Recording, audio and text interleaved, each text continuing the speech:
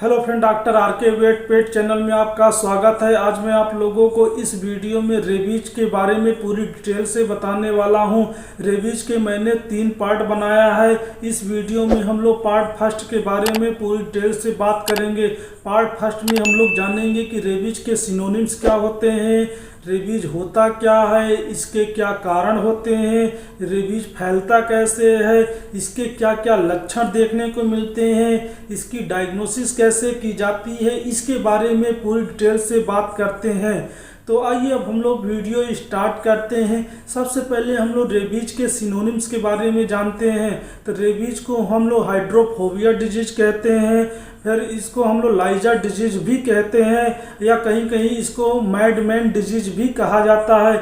ये इसका सिनोनिम्स हो गया। अब हम लोग बात करते हैं कि रेबीज होता क्या है। रेबीज एक हाईली फैटल वायरल डिजीज होती है। ये किसी भी एनिमल को हो सकती है। रेबीज के अब हम लोग कारण के बारे में बात करते हैं कि रेबीज किसके कारण से होती है।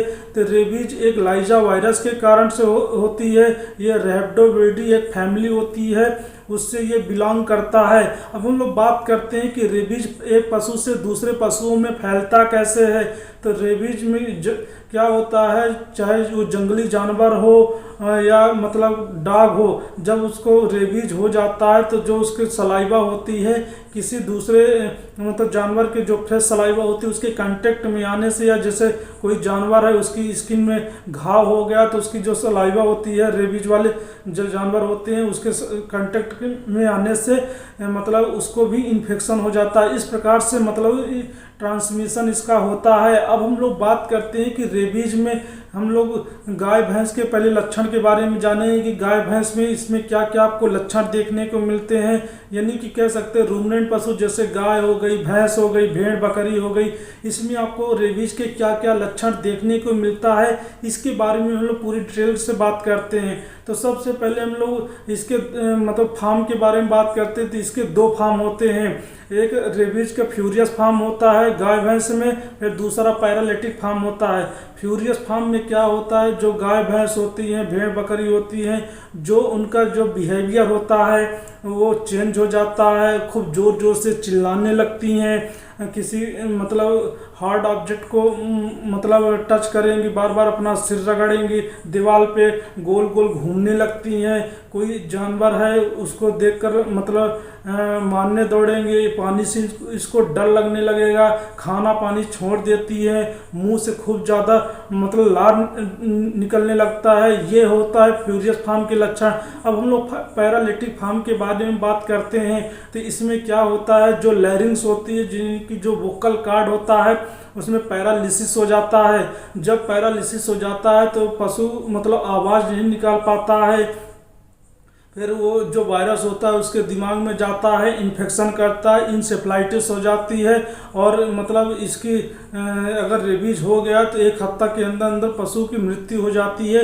इसमें आपको पैरालिटिक फार्म में ये लक्षण देखने को मिलते हैं। ये हो गया गाय भैंस के लक्षण के बारे में। अब हम लोग डॉग में बात करते हैं कि यानी कि जो आपके पेट्स एनिमल होते हैं उसमें आपको रेबीज के क्या क्या लक्षण देखने को मिलता है।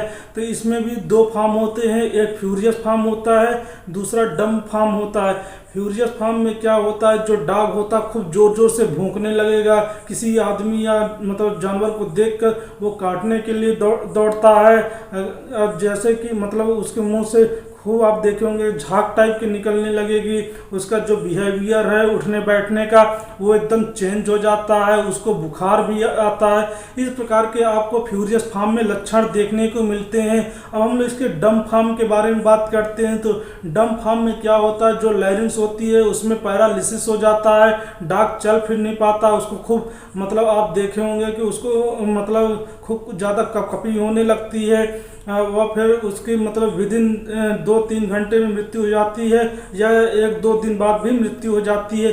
इस प्रकार के आपको डम फार्म में लक्षण देखने को मिलते हैं। अब हम इसके डायग्नोसिस के बारे में बात करते हैं कि रेबीज को हम लोग कैसे डायग्नोस करते हैं। तो रेबीज को सबसे पहले जो सबसे सिंपल है, हिस्ट्री और लक्षण के आधार पर इसको हम लोग डायग्नोसिस करते हैं। फिर दूसरा इसका लैब में टेस्ट कराते हैं। इसका इंट्रासाइटोप्लाज्मिक टेस्ट होता है जिसमें नेगरी बॉडीज का डिटेक्शन होता है। फिर ये हो गया। फिर दूसरा जैसे वायरस न्यूट्रलाइजेशन टेस्ट होता है, ये भी करा सकते हैं। या फैट करके एक टेस्ट होता है जिसमें फ्लोरेसेंट एंटीबॉडी टेस्ट होता है, ये कराते हैं। रेबीज के लिए सबसे अच्छा जो टेस्ट माना जाता है कंप्लीट फिक्सेशन टेस्ट यानी कि CFT टेस्ट होता है। इससे कंफर्म कर सकते हैं कि हमारे एनिमल को रेबीज हो गया है। इस प्रकार से हम लोग इसकी डायग्नोसिस करते हैं। ये मेरा वीडियो पार्ट फर्स्ट था। अगर आपको अच्छा लगा हो तो प्लीज़ लाइक शेयर कमेंट जरूर करें। वीडियो देखने के लिए थैंक यू।